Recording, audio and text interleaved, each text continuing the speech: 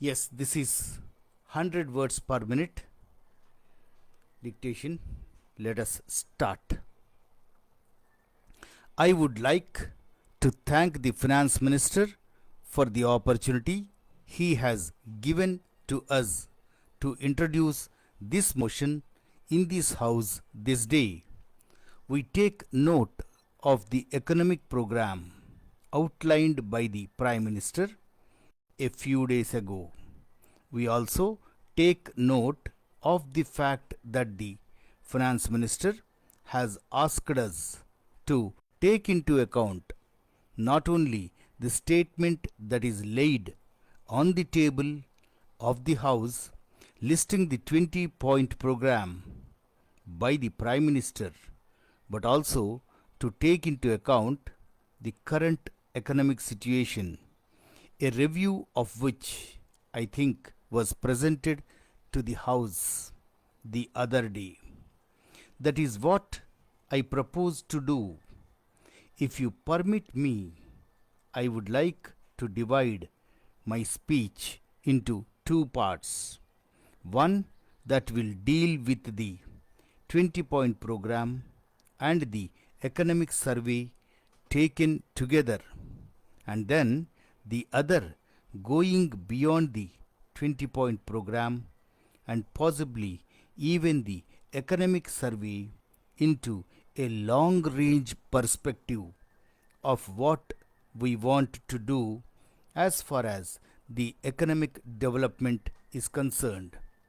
As far as the 20-point program is concerned, I think there are some exceptions. I do not think there is anybody either on this side of the house or on the other side of the house or even among those who are not present here in this house who would take exception to any of the items that are listed in the 20-point program. I would not, therefore, like to comment on them. I would like to classify them as those that deal broadly with some aspects of the rural sector, some aspects of planning program and inflation, the student community, and some aspects of industrialization. Obviously, they do not cover the full text of the economic program. I would like to comment on such of the items which require comments for their implementation. One is about the land ceilings to be made effective.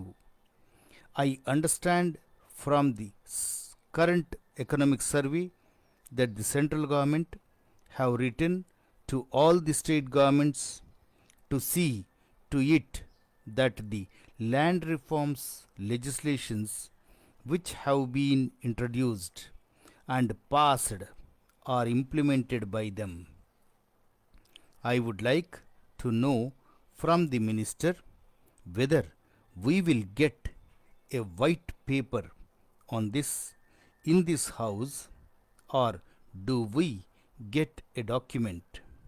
I remember when I was in the planning commission, I had something to do with special documents being published on the subject of land reforms, which I think created a great deal of interest and gave an impetus for the implementation of the land reform programs in the states, even though the ceiling may be seen in theory, in actual fact, it is not being observed in practice.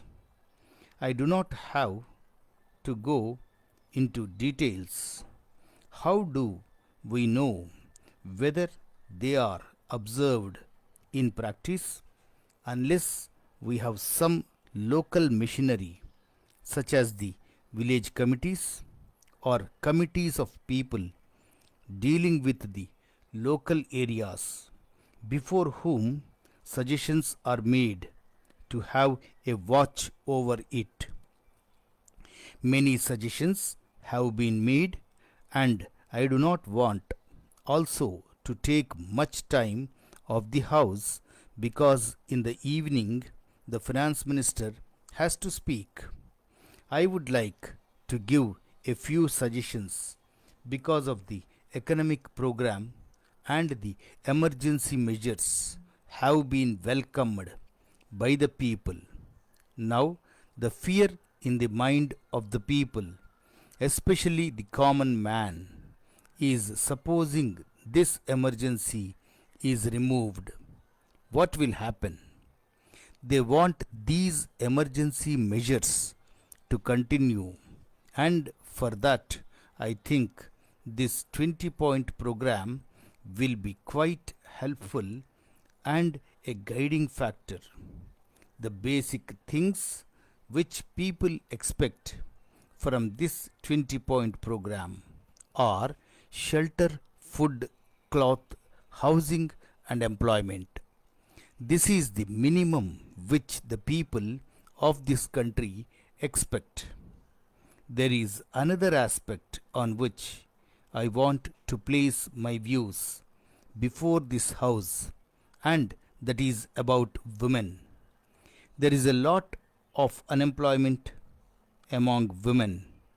We want to give women equal status, and everybody, now and then, inside this house and outside, always says that women must be given equal opportunities in every walk of life. It is also emphasized that unless they become economically independent, they cannot assert themselves.